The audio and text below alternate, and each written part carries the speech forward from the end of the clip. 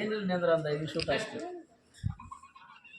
ಈಗ ಈ ಪರೀಕ್ಷೆ ಒಳಗ ಅಂಕಗಳು ಪಡೆಯೋದ್ರ ಕಾರಣ ಇರ್ಬೋದು, ಕಡಿಮೆ ತಗೊಳ್ಳೋ ಕಾರಣ ಇರ್ಬೋದು.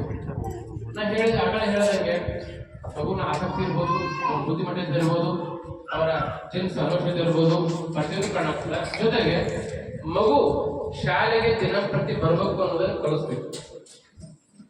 ಮತ್ತೆ ಅಮಾವಾಸ್ಯೆ ಬಂದ್ರು ಕೂಡ ಸರಿ, ಮನವಿ ಬಂದ್ರು ಕೂಡ ಸರಿ, ಶನಿವಾರ ಕೂಡ ಸರಿ, ಸೋಮವಾರ ಕೂಡ ಸರಿ.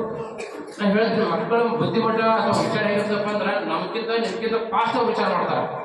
ನಮ್ಗಿಂತನೂ ಕೂಡ ಅವ್ರು ಹೆಚ್ಚಿಗೆ ವಿಚಾರ ಮಾಡ್ತಾರೆ. ಹೆಂಗ ನೋಡ್ರಿ, ಶನಿವಾರ ಬಿಡೋ 2 ತಾಸಿದೆ ಅಂತೇಳಿ ನೀವು ಬಿಡಿಸ್ಬಿಡ್ತೀರೋ ಅಥವಾ ಅವ್ರು ಬಿಡ್ತಾರೋ ಗೊತ್ತಿಲ್ಲ, ಅದು ನೀವು ಬಿಟ್ಟಿದ್ದು. ಅವ್ರು ಏನ್ ಮಾಡ್ತಾರೆ, ಸೋಮವಾರ ಯಾಕೆ ಸಣ್ಣ ಬಿಡ್ತಾರೆ ಬಂದ ಶನಿವಾರ ಹೋಮ್ವರ್ಕ್ ಜಾಸ್ತಿ ಕೊಡ್ತೀವಿ ಓದೋದಕ್ಕೆ, ಸಂಡೇ ರಜೆ ಇರೋದು. ಅವ್ರು ಏನ್ ಮಾಡ್ತಾರೆ, ಸೋಮವಾರ ಬಂದು ಸರ್ ಶನಿವಾರ ಬಂದಿಲ್ಲ ನಮ್ಗೆ ಏನು ಗೊತ್ತೇ ಇಲ್ಲ ಅನ್ನೋ. ಯಾಕೆ ಬರೋದಂದ್ರೆ ಶನಿವಾರ ಬಂದಿರೋದಿಲ್ಲ, ಹೋಮ್ವರ್ಕ್ ಕೊಡೋದಿಲ್ಲ, ಇವ್ರು ಪನಿಷ್ಮೆಂಟ್ ಕೊಡ್ತಾರೆ, ಸೋಮವಾರ ಕೊಡೋದಿಲ್ಲ. ಒಂದು ತಪ್ಪನ್ನ ಮಾಡಿದ್ರೆ ಮತ್ತೊಂದು ಆ ತಪ್ಪನ್ನು ಮುಚ್ಚೋದಕ್ಕೆ ಮತ್ತೊಂದು ತಪ್ಪು ಮಾಡಬೇಕು. ಒಂದು ಸುಳ್ಳು ಹೇಳಿದ್ರೆ ಆ ಸುಳ್ಳು ಮುಚ್ಚೋದು ಮತ್ತೊಂದು ಸುಳ್ಳು ಹೇಳಬೇಕು. ಆ ದೃಷ್ಟಿಯಿಂದ ಮಕ್ಕಳನ್ನು ನೀವು ಎಷ್ಟು ಆಸಕ್ತಿಯಿಂದ ರೆಗ್ಯುಲಾರಿಟಿ ಕಳಿಸ್ರಿ, ಸ್ಕೂಲಿಗೆ ಕಳಿಸ್ರಿ, ಅದು ಎಲ್ಲವೂ ಕೂಡ ಮಕ್ಕಳ ಒಂದು ಪ್ರಗತಿಗೆ ಅನುಕೂಲ ಆಗ್ತದೆ. ಯಾವುದೇ ಕಾರಣಕ್ಕೂ ಅವರು ಸುಳ್ಳು ಹೇಳೋದಕ್ಕೆ ಅವಕಾಶ ಕೊಡಬಾರ್ದು. ದಯವಿಟ್ಟು ಶನಿವಾರ ನೋಡ್ರಿ, ಶನಿವಾರ ಕನಿಷ್ಠ 50 ಅಂಕಗಳು ಬಿಟ್ಟಿರ್ತಾವೆ.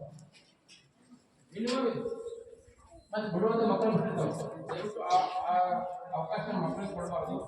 ಜೊತೆಗೆ ಇಲ್ಲ ಈ ಮನುಷ್ಯನಿಗೆ ನಾವು ಮಾಡ್ತೀವಿ, ಅದಕ್ಕೆ ಕೂಡ ಕೊಡ್ಬೋದು ಅಥವಾ ಹೇಳ್ಬೋದು. ಕಾರ್ಯಕ್ರಮವನ್ನ ಈ ಸರಿ ಮಕ್ಕಳು ಜಾಸ್ತಿ ಇರೋದ್ರಿಂದ ಸುಮಾರು ಜಾಸ್ತಿ ಇರೋದ್ರಿಂದ 490 ಮಕ್ಕಳು ಓಕೆ ಅಷ್ಟು ಇರೋದ್ರಿಂದ ಕಾರ್ಯಕ್ರಮ ಬೇಗ ಪ್ರಾರಂಭ ಮಾಡಬೇಕು. ಇವತ್ತೇ ಹಾಕಿದ್ರಪ್ಪ ಅಂದ್ರೆ ಕೂಡ ಮಾಹಿತಿ ಕೊಡ್ತೀವಿ. ಶುಕ್ರವಾರ ದಿನ ಯಾವುದೇ ಪ್ರೈಸ್ ಕೊಡ್ಬೇಕು ಅನ್ನೋದನ್ನ ಪ್ರತಿಯೊಂದು ಮುಗಿಸ್ತೀವಿ ಆಲ್ಮೋಸ್ಟ್.